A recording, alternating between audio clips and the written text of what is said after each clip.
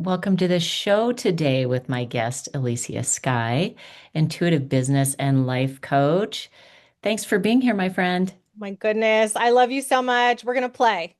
We're going to play. That's right. Let's kick it off with you telling us in the most creative, playful way, um, something fun about you and what you do. Something fun about me.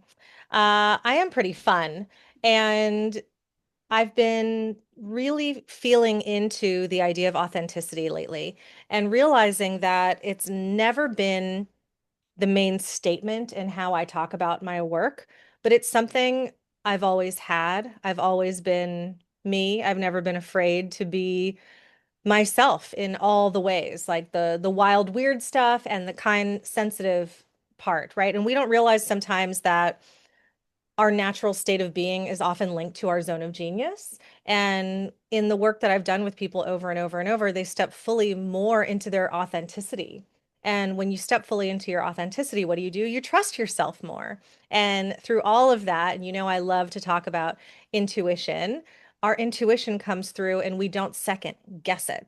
So there's a lot connected to all the pieces that create what is the Brilliance Method as far as the podcast and the coaching programs and the work that I do in retreats and workshops and one-on-one. But Amy, you've worked with me. It all funnels down to, do you trust yourself? And are you being your most authentic self? And when you do those two things, you become unstoppable.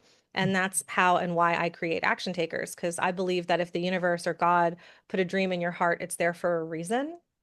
So, one thing we're going to talk about today is to not just do things for the money, right? And that's because we all have this passion and this purpose inside of us that is so ready to emerge or explode or be seen. And if you've been doing it, then do it even bigger or kinder. And quiet doesn't mean it's not amazing. It just might mean that it's subtle. And sometimes there's so much power in subtlety.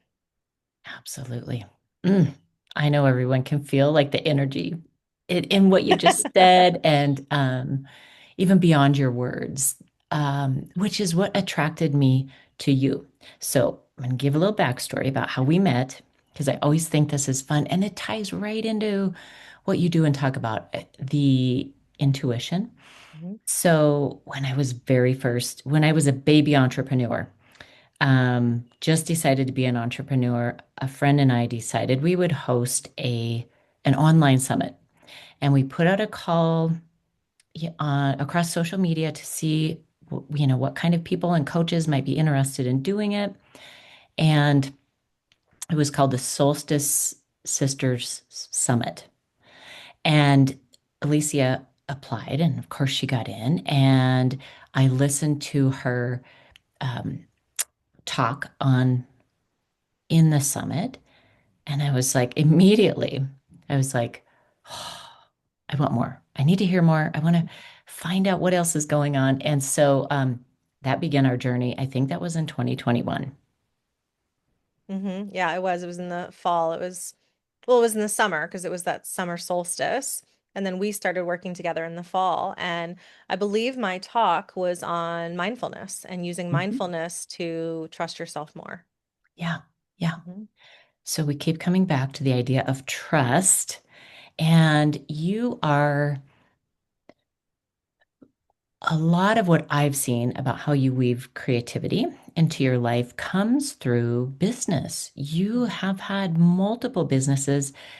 But also, what I think is fascinating is what leads up to that, because since I've heard your stories about some of the people you worked with that led you to a variety of introductions and books and experiences, which then you share with all of the people in your circles about, like The Big Leap. I love the book. That was recommended by you. The One Thing, recommended by you. So, how do you see your threads of the creative life that I know you came in with? You were a creative, and then how that's woven into your experiences before becoming an entrepreneur, and then of course throughout the years in your serial entrepreneurial adventures. Sure. Well, I want to touch on one thing you just said, which is so important, which is I came in this way. I came in creative.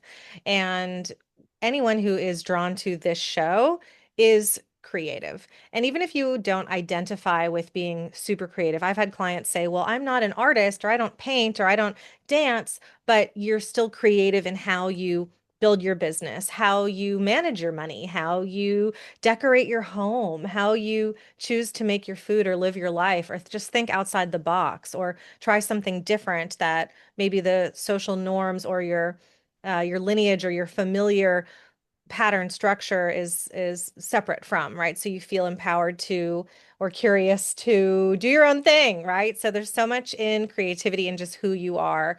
And I was born that way, and I was always that weird little kid who wanted to play. I got into theater very early on. I think my mom obviously knew to channel all this energy onto the stage. So I went into a performing arts school at 2 years old. And I was just a little ham, and it's so cute now when you see kids, or at least when I see kids that just like, grab a microphone or a hairbrush or anything, a spoon and just like start singing or talking or leading a newscast, and I was that kid. And when I would get locked in my room to clean my room if I misbehaved or whatever, I had a tape recorder and I would tape the Elysia Skye show and I would do all the voices of all the guests Oh and my like gosh, I talk can see about it. I wish I had still had those tapes, but I would just talk about all the things that were happening, and I would make them up, things that were happening in the world or in the universe or on other planets or other stars and just play. I was never afraid to play. And I was never bored. And that's something my mother taught me really young about creativity is when you are a creative person, gosh, you're never bored. If, it's like if let's say at the stage we're at in life, Amy, we're waiting for 45 minutes at a doctor's office. You know how much I get done just sitting by myself, even with no device, just like looking, smiling, sending love, receiving love, imagining things, coming up with things, reflecting on who I've been, and then like just creating new ways to be kinder to myself or others, right? It's like we're never bored. My mom told me she was never ever bored. I remember when I was a little kid, I was like, Mommy, I'm bored. And she's like, how? You're creative. You have an imagination. When you have an imagination, there's no room for boredom, Yeah. right? So I think we've, unfortunately, in this day and age come away from leaning into imagination, and life can be so hard for people. And 2025 was a challenging year for me. You and I were talking about that offline, right?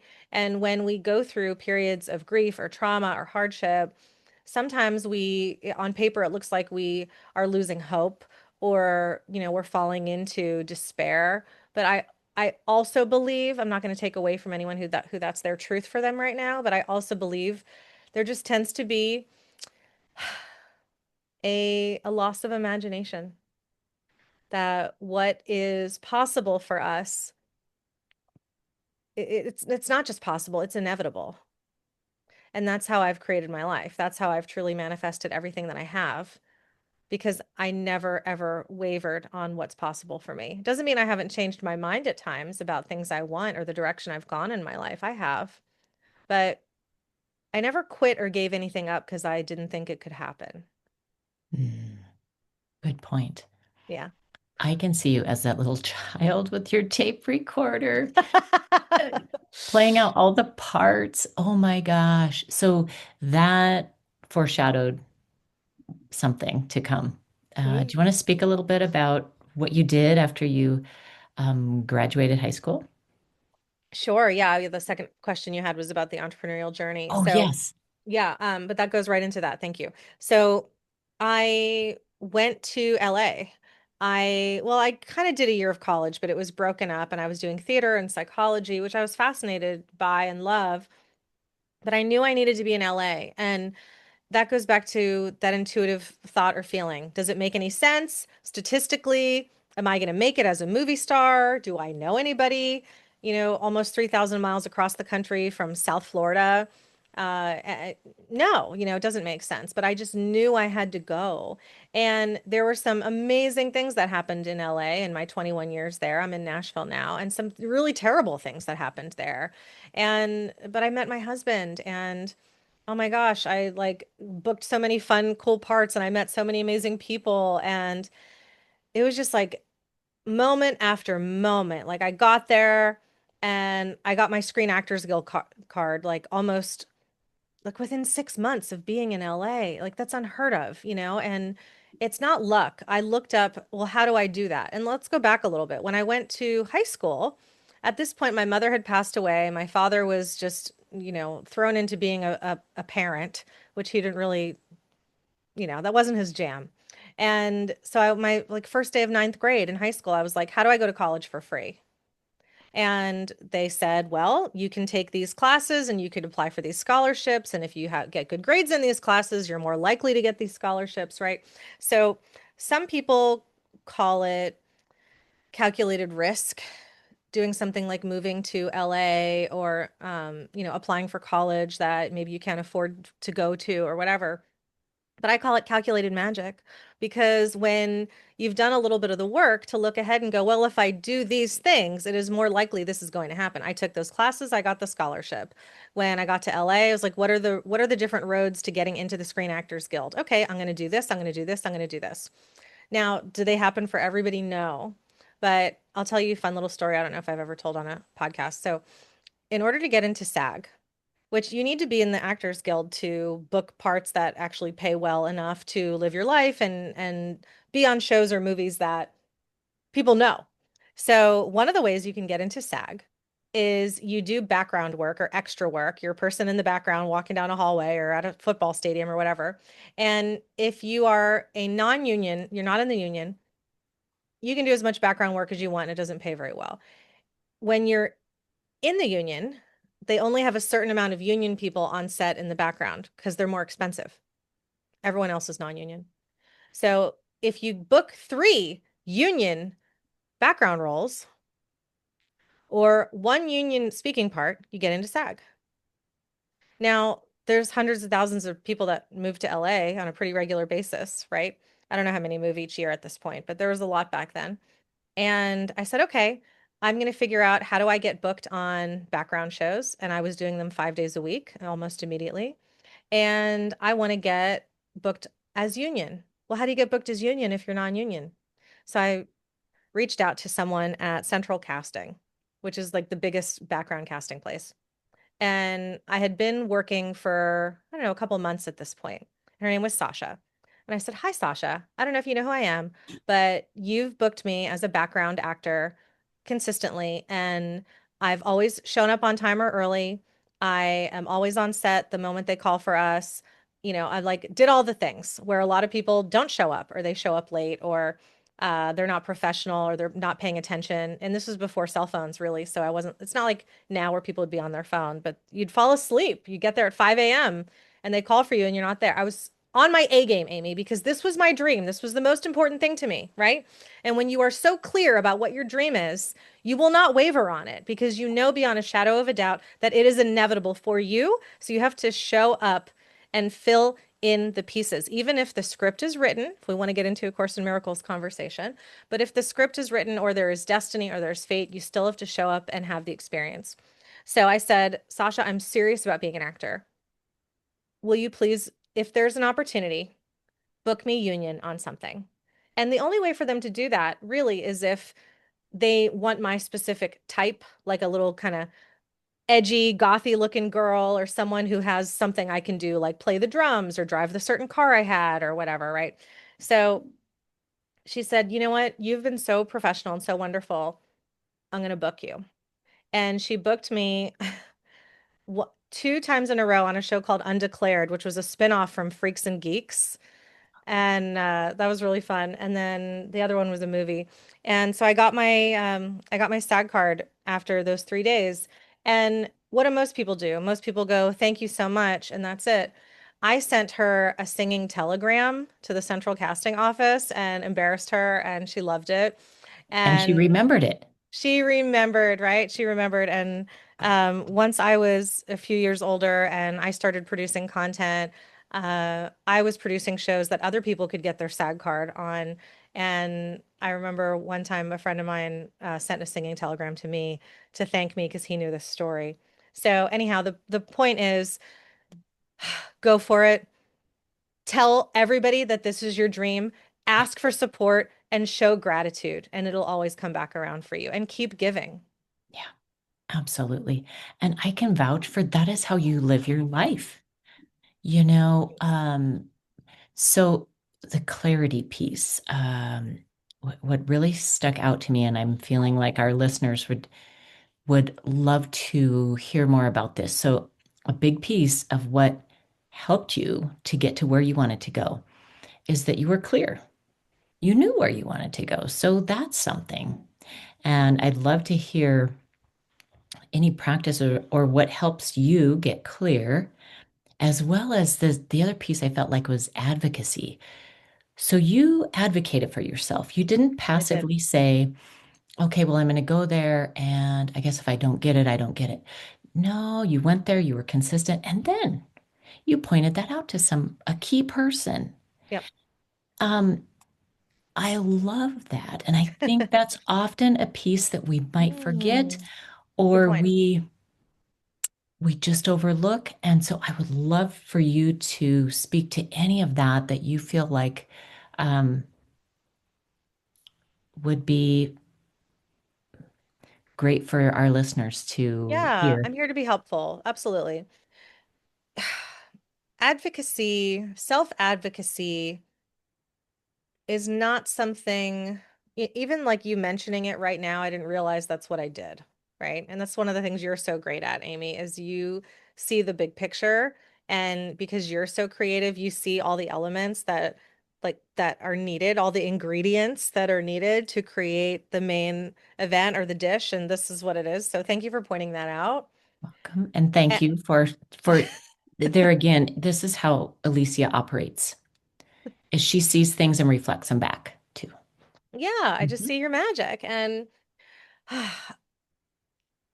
I guess my advocacy for myself, I mean, my mom died when I was 12, and let's go back. Let's go back. When I was about 2 years old, I at least this only happened one time. My father and my mother were fighting, and my father slapped my mother across the face. This is 1983. Not that it was okay to do that then. I'm not making excuses. I'm just saying this was the year. And I grabbed my mom's hand, and I was standing in the hallway when it happened. And I said, Mommy, call a taxi, let's go.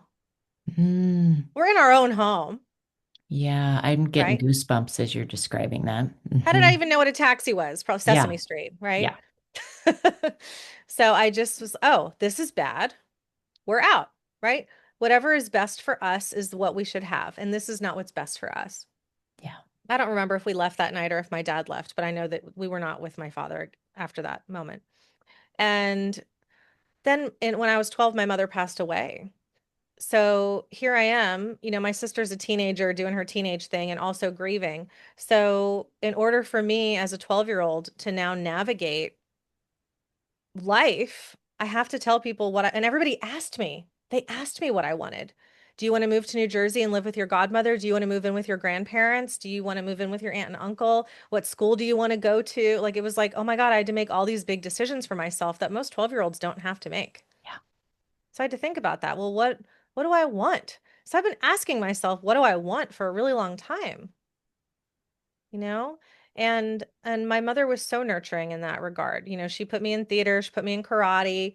My sister was doing gymnastics, so she put me in gymnastics, and I was like, I don't like this. So she took me out of gymnastics, right? So it was very clear on I was very clear on what I wanted and what I didn't want. It doesn't mean that I got everything I wanted all the time. I was a kid, and we didn't always have money, but we didn't always have lots of extra money, so to speak. But as I got older, and then the story, when I was 24, I was diagnosed with breast cancer, and I had to advocate for myself. I had to. There were so many questions, and because I was so young, my doctors weren't assuming right away that it was cancer. Yeah. So that's another story of no, I know, I knew intuitively. I saw the tumor. I'm very medically intuitive. I'm very psychic. I saw it in my body. I was like, no, I have cancer. And they said I didn't. So I had to advocate to get testing that wasn't approved financially by insurance and all that stuff, right? So then there it was again. So that self-advocacy saved my life. Turned out I had stage 3 cancer. I had to go through all these different treatments and whatnot. And it all comes back to that. Just if you know beyond a shadow of a doubt the truth, whether it's good for you or not, if you know the truth, and you act upon it, speak on behalf of it, ask for support with it, you will always be in alignment, even if that truth doesn't feel good. Some people might be having a feeling like they need to separate from their spouse, or they need to quit their job, or it's time to move from a place that they've loved living. When I knew it was time to leave LA, it was the same feeling I had when I knew it was time to leave Florida and move to LA. So there's a bitter sweetness to it that I still love Florida. I still love LA. And now here I am in Nashville. I love Nashville. And one day it'll be time to go and I will just know. And when we don't listen and then we don't take action or that advocacy on behalf of that intuitive hit, that's when things get really stale and really hard. And I am not into that because I've done Yeah, it. exactly. Yeah. Yeah. Mm. Oh, so part of the practice is you've been asking yourself that question for a while because it was brought up to you. What do you want at a young age? Yeah, and I think there's an empowerment there that I don't even know if I realized until this conversation that I did have to start making big decisions for myself because it could have gone the other way around. My grandparents could have said, "You live with us now." Yeah. That's probably what most families would have done. Hmm. In fact, I don't know why they gave me a choice, but they did. And I chose to have my father move in, which was an interesting choice. And uh, I wanted to stay in my school that I was at. I didn't want to move cities. I wanted to stay with my friends. Everything was changing so fast. Yeah. I needed some grounding. I didn't want to move to a different home. I didn't want to, you know what I mean? So Yeah. I think that's why I made those choices. And then, whew, I think my creativity got me through so much of it, doing theater in high school and then just expressing myself in my fun, weird ways. If anyone's watching instead of listening, like I've got crystals around and bright colors. And I know Amy's really into bright colors. It's like Yeah. this is just makes us happy, right? And when we Yeah. do more things that make us really happy, then we have a foundation of peace in our life. So when we're dealing with the hard stuff, it's easier to deal with it because we're on a foundation of joy. Yeah. Okay, now this question just popped into my head as you were expressing um, about part of your journey and acting. You learned early on that it was okay to try on different roles. And I Mm-hmm. think sometimes we, in general, don't allow ourselves to do that. Mm. Um, and the other word you used was about expression, how important it was to express yourself. And I know in your coaching, a lot of what you do and encourage people is to play with all of that, their expression, who they're becoming.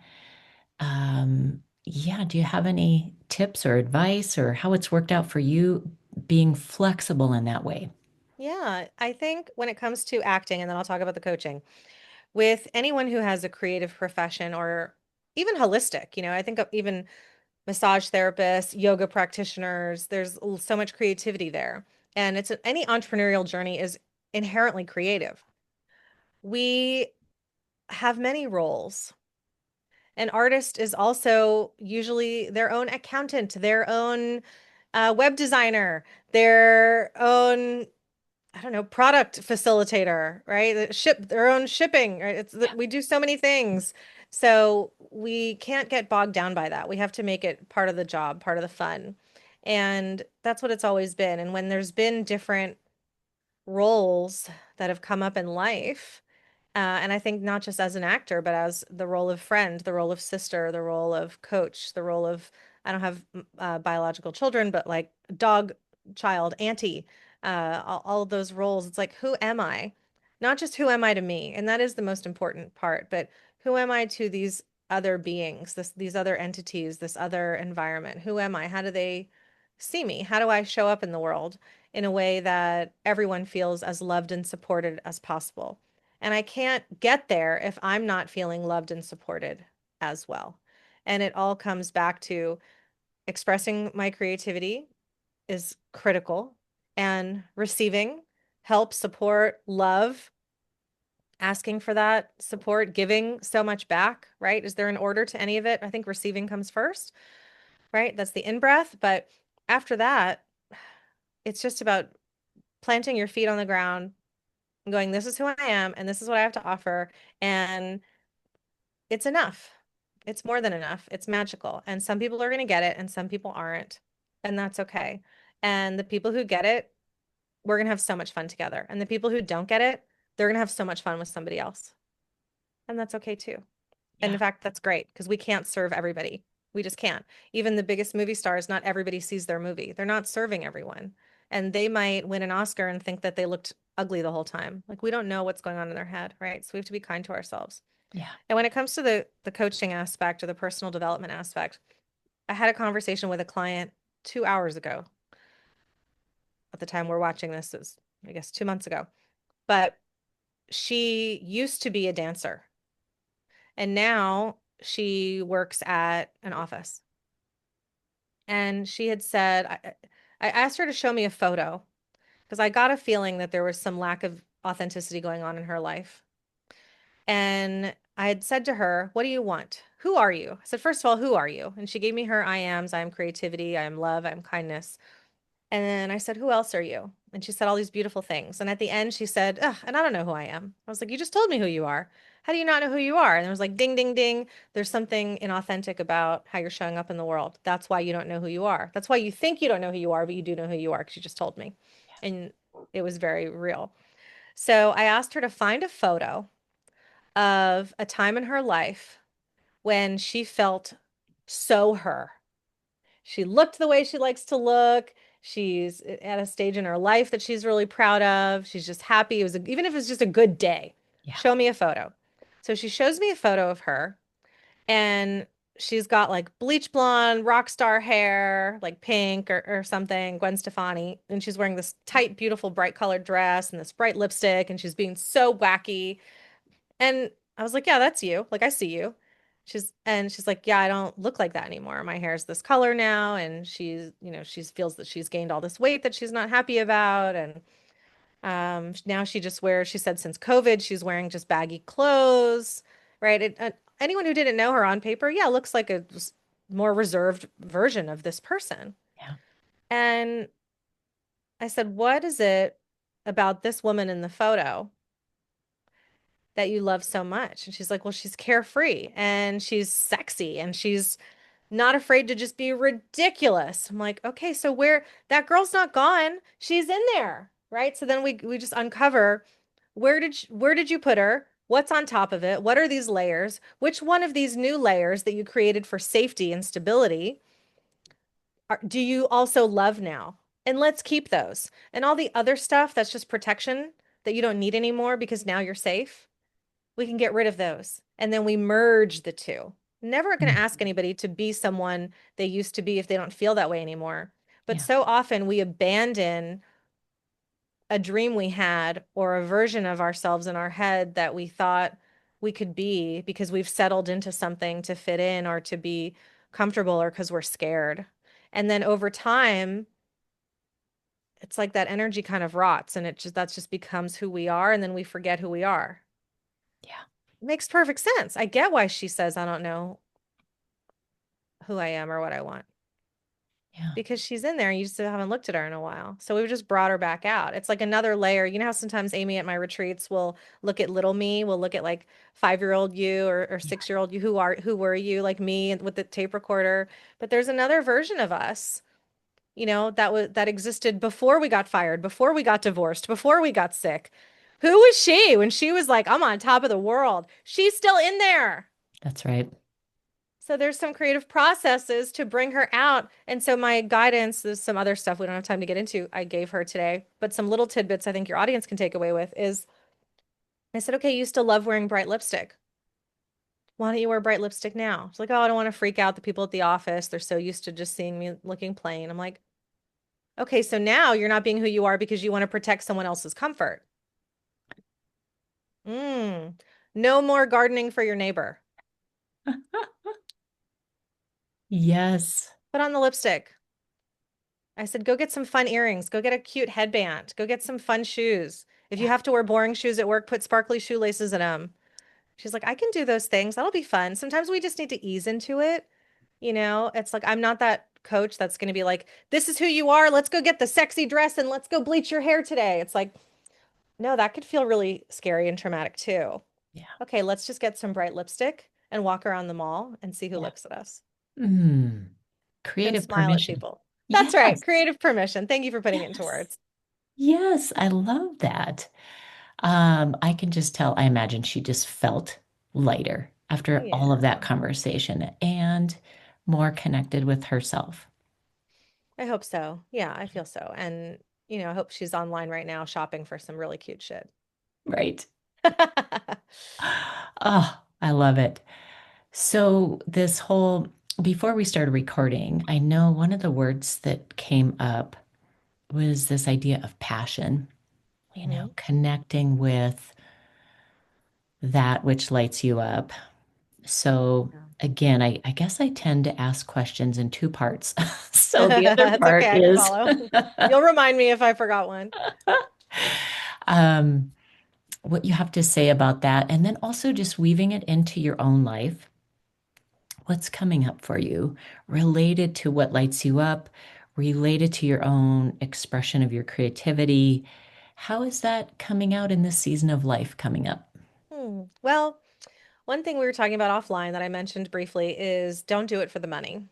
And I want to shine a light on someone in your life. What's her name? Who created the center? Julie with the Crooked Line Studio. Julie. Hmm. So thank you, Julie, for inspiring the show. Yes. And she did it because she wanted to. She did it because she wanted a place to play and create. And then other people wanted a place to play and create, right? And so then abundance starts to show up even unexpectedly. And you know that I believe that when we do what we are motivated and inspired to do, the universe conspires in your favor and abundance shows up always. So don't do anything just for the money.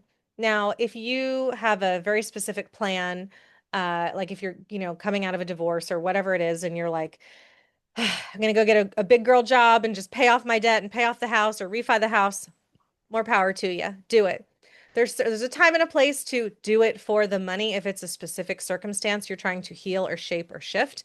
But when it comes to your entrepreneurial journey and your creativity, no artist should be making art just because someone else is paying big money for it. That should not be the only reason. The main reason and the first reason should be you're making this art because if you don't, you're going to suffocate and suffer because it just so has to come out of you because you're so in love with it. And it's such a passion for you to express it and to do it. And that's where mad scientist mode comes in. That when you find yourself in that moment of, oh, it's all I want to do is this, and you're in the lab and you're tinkering and you're playing and you're painting, drawing, writing, whatever it is, and you're like, wow, so much time has gone by, and I don't even know if I've like eaten anything. I should probably eat or go use the restroom, but I'm just in the zone. I'm in my mad scientist. I'm in my zone of genius. That is what it is. And when I had Gay Hendricks on the Brilliance Method, Gay Hendricks wrote The Big Leap. I taught him mad scientist mode. And it's because in The Big Leap, he talks about your zone of genius and he mentions some ways to get into it. But I felt like it's not that the idea of mad scientist mode was missing from The Big Leap, but I felt like it could help the reader get there faster. Yeah. And he loved it. And he said, "Oh my gosh, my wife and I do that all the time. What a great phrase." And so it was so fun to teach that to him, to teach the master of Zone of Genius a process. So if anyone is feeling writer's block or disconnected from their passion, or they've gotten into a rut from a tough year or a holiday season or whatever might be around the bend from where you've been, just set yourself up in a creative environment. And if you need to put on some music or have a giant thing of water and some snacks or a reward system set up, just start creating. And, one thing I like to do is I grab my notebook and I write, and this is something Andrea Quinn gave me the subject on. What does my soul need to hear today? I've been doing intuitive journaling and channeling since 2010 or so, and I have books and books of this stuff.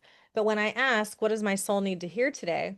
That is what gets me out of a little bit of a rut because I'm posing an inquiry to my higher self to remember truth and motivation. And sometimes it's very spiritual. If it's not too much, I'm happy to read what I wrote today. Go for it. I don't even know if your listeners are going to be into this, but Amy, I know you will be. So I wasn't planning to share this. This is really fun. I feel kind of nervous. Okay, here we go. That's so fun. I haven't been nervous on a podcast in a long time. Okay, here we go. You know why? Because this is like one of my favorite parts of my life, and I don't ever share it. Mm, well, thank you for, I'm glad you felt inspired to share it here. Thanks. All right, this is for us. This is for everyone listening. The day we're recording this is January 2nd, 2026. Slow down, slow motion mind, having thoughts. Having thoughts is a message. Hold on. Center. Okay, let me start this over. Sometimes you know how this goes. Sometimes you can't even Yeah. read your own handwriting. All right, slow down. Slow motioned mind having thoughts is a message center. Staying in thinking is an ego loop, right? So the idea is when you have a thought, it's a message. But when you stay in the thinking, it's an ego loop. Ah, It's a trap, a total lie. You, sweet child, are truth, a being of infinite love. And this is true for all of us. This isn't just for me. Be not still to appease us or a ritual, right? So it's saying don't meditate and be still because you're supposed to. Uh, you do not have faith. Wait, hold on. Hold on. Be be not still to appease us or a ritual you do not have faith in. Okay? So don't do rituals if you don't believe they're true. Be still because you know it's the way to Eden. The garden is not the doorway to the dream, but the doorway home. The fruit is a symbol for the choice to partake in the dream. And then seeds grow inside you, facilitating life. But this is the stuff of nightmares. The only way back is through stillness, quiet stillness and knowing. How does one know someone other than their own self? Because the you think you know is not yourself. There is no self. We are not separate entities of a collective consciousness. It only appears that way. So now you sit and wonder and wait. Wait as long as you need and watch the flame of your candle move without thought, as humans do.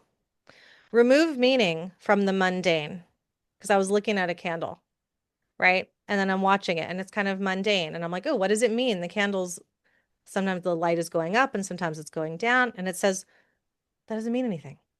Remove meaning from the mundane, but do not remove light. Light particles are another symbol for separation. Light cannot be piece by piece. It is one, and so are you. Come home in your mind and remember your soul. It is not only joined in the mind of God, it is God. We are God. We are love. You are love. Find peace there. There is an infinite supply, never ending love. ooh, That's what we needed to hear today. that's exactly what we needed to hear today. Thanks for sharing that. You're welcome. That is permission right there. And that leads me into as well. What are you feeling? Is it a soft calling next for you, or is it a Hmm. something louder and brighter, but on your own relationship with creativity? What are you Yeah. feeling? Well, I want to answer another question you asked that I didn't quite answer yet that's connected to that about clarity. Because some people don't know what they want. Yeah, They think they know what they want, or they want something that someone else wants for them. But when they're really just radically honest with themselves and they dream so big, like that little girl with the tape recorder, where anything is possible,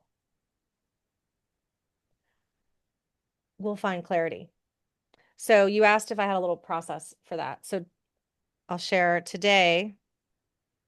I wrote down because it's technically a new calendar year, although I think the new year starts on the spring solstice, if you want to be I feel pagan that about it. too. Yeah.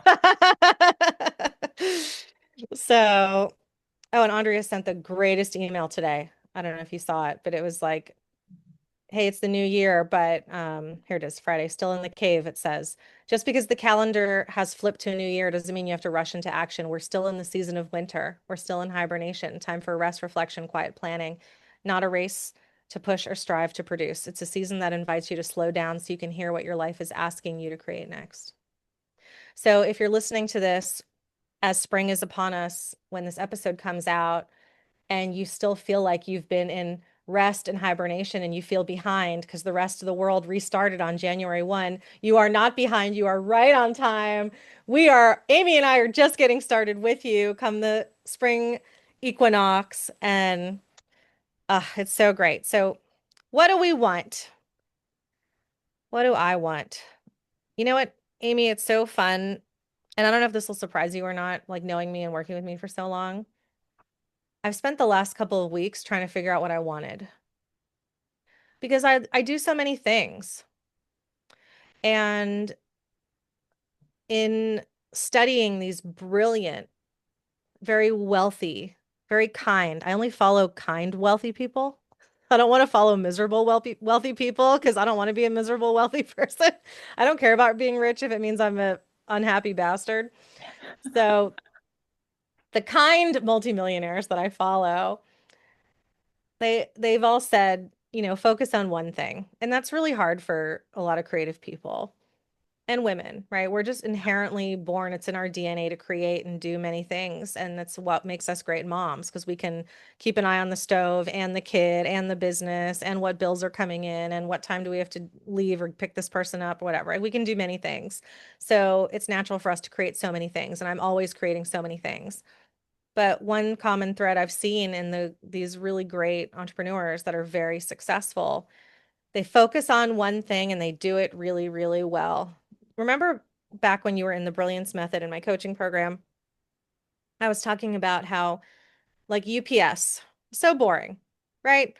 We're going to drive trucks and deliver stuff. And then they started doing like greeting cards and copying and printing and like, right. And the greeting cards and the copying and the printing, it does fine. But where they're really making money is the thing they're known for, the thing that they started with, the thing that everybody knows them as, right? The boring main thing. And it Yeah. doesn't mean that we can't pivot at some point, right? The person who created UPS can go and create a whole nother beautiful thing. And they'll be really successful at it as long as they put their time, love, and attention to nurture that one thing. And that's what I did when I created the Brilliance Method. When you came in, when it was Sapphire, it was like all I was focusing on and all I was doing. And no wonder it was hugely successful. And this last year, I've been like an octopus. Like, what do I want to do? Do I want to do this? Do I want to do this? Do I want to do this? Do I want to do this? And so many things have been moderately successful. And so I have felt kind of spread thin because I have been. So I'm like, what do I want to do? So all the thinking in the world won't get you the clarity on what you want. It's the permission to shut the hell up and sit still with yourself and turn off your phone and remind yourself that your dream is not only possible, it is inevitable. It will happen for you because the script is written, it is by design. So your job is to continue believing it so that you enjoy the experience of accomplishing it. Mm, and simply have it. mm. And before I share what I'm so excited to create, there's one more here. So I'm a huge fan of Dolores Cannon and QHHT, which is quantum hypnosis healing therapy, I believe. Hold on, let me look that up. Sorry, you might have to edit this part. What does QHHT stand for? I've had QHHT sessions. Quantum healing hypnosis technique, not therapy. Okay. So I'm a big fan of Dolores Cannon, who created QHHT, which is quantum healing hypnosis technique. And it's such an amazing form of hypnotherapy. Have you done it or do you know much about it, I Amy? haven't, and I don't know much No. about it either. Well, we had mentioned we were going to talk about some cosmic stuff. It doesn't get much more cosmic than this because the QHHT practitioner is guiding you in a way where you're not only looking at your current life or your childhood, but past lives where you really want to change karma or heal things that are happening in this life, even if it's a physical thing. People who have had rashes, ailments, anxiety, they go through just one QHHT session, which is long. It's like 3 to 5 hours long, and then they're cured of it. And usually you just need one, maybe a second one. And Wow. then it's pretty amazing. They're very time consuming. They're a little bit expensive, but they're so powerful. And there's a woman I follow named Sarah Breskman Cosme, who's so cool. She gets into a lot of alien stuff too, if you're into that, but mostly it's QHHT stuff. She wrote a book called A Hypnotist Journey to Atlantis. I highly recommend. But check out Dolores Cannon. So let me hold on, let me play this. Uh, oh, can I share my screen? Do we ever do that on the show? Go for it. All Why not? We haven't done it yet, but go for it. right, hold on. Eckhart Tolle is talking. Okay, I don't mean to make more editing for you, babe. Um, okay, let me do this. Let me open this. I think this was Facebook. Okay, here we go. Okay, I'm almost ready. Okay, so I'll give you a good pickup. So in loving Dolores Cannon and her work, and in 2025, I was healing from a broken elbow, trying to schedule a surgery on my foot. And the day before Christmas Eve, I dislocated my knee and tore my meniscus.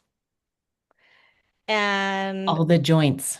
all the joints, all on the left side. And I need a root canal on my left side, which I don't want to do. I've needed it for over a year. That's how much I don't want to do it. So I'm trying to figure that out, right? So I'm like, what is this like medical stuff? Which is what I'd put in my post that you referenced. Um, I've been going through more medical stuff than I have in 20 years. It's not me. And so in my wishy-washiness of like, what am I doing? What am I creating? And look, I've served some of the most amazing clients this year. I've made great money. I've had so much fun. I launched my Patreon membership. We're doing our new moon and our full moon rituals. I have Clarity Camp coming up in March, which you know is my favorite thing of gathering goddesses on the beach and doing this work, spiritual work, deep transformative work. And I want to keep doing all of those things. But like, what's my big thing? Right? And here, let me share my screen. I heard her say this. It's only like 30 seconds. Heard her say this, and I was like, oh, damn. Here's the truth right here. They have told me many times through my clients, you find your passion. You find what you're really supposed to do, what you're here for. You don't get sick and you don't age because you're doing what you're supposed to be doing. And you're happy doing it. They have told me. Mm, find your Right? passion. Ah! Yeah. So that little girl with her tape recorder on her talk show, my snippet from Content Camp, Yep, exactly. my talk show. What is the brilliance method? It's my talk show. It's my podcast, right? Yeah. And that doesn't take away from, I'm in love with my clients and I love doing this work. But it's the podcast, Amy. Yeah. And okay, so I wrote out, and this is from Gabby Bernstein. Let me open it. Gabby. I saw Gabby Bernstein. She's a Course in Miracles teacher, and she's gotten really into teaching manifestation. And I saw her open for Deepak Chopra and Eckhart Tolle. I took my mother-in-law to go see Deepak and Eckhart, just have a conversation. It was so fun. Just like went and watched them talk for 2 hours. Mm. And Gabby was the opener. And she's so fantastic. And so I bought her app and hold on. Here it is. I really like this. Your desire statement. Declare your desire. What do you want to manifest? Complete the sentence to state your intention. I want to manifest blank. So I wrote, you know me, I changed it. I am manifesting Hmm. being in the top 3 podcasts in the world across all platforms. That's right. Right? And when I first, and there's another part to it I'll get to in a second. When I first wrote it, I was like, is this my ego? If I'm in the top 3 podcasts, then I'm very busy, I'm making a lot of money, but like, what do I really want? What I really want is peace. I just want to feel peaceful. And if I feel truly peaceful all the time, it means my health is great, my wallet is fat, my family is healthy, my pets are healthy. Like that's what's connected to this dream of wanting all of this, right? So you Yeah. always have to ask yourself, so this is the part I'm adding for you guys, and then I'll get to the second piece. You always have to ask yourself, why? Why do I want this thing? When you know why, then the clarity will come. So That's there it why. is. I The wasn't why clear on the for the why, clarity. Okay. right? And I think I had to dislocate my friggin' knee to really get to the point of, no, I just want peace. I just want peace and simplicity. Those are my words for 2026. Hmm. Peace and simplicity. And that doesn't mean that I'm not going to continue to be wildly successful and have so much Yeah. fun and travel and do all the fun, crazy shit that I do. But Amy, it's going to look different. Yeah. It's So just going to be what? underneath it all, there's peace and simplicity. Yeah, like I'm selling one of my duplexes. Well, I don't know how I sold one duplex. I'm selling another duplex. And all I'm going to have left is my main home I live in and then another single family Yeah. that we rent out. Like I don't, I had on my vision board like all these properties. I don't want to manage any of that. I don't want to do any of that. If and when I feel a desire, in fact, the other day an Instagram ad popped out that was like, just imagine it's Q2 of 2026 and your portfolio is full of 3 new income properties. And I was like, ugh, no, thank you.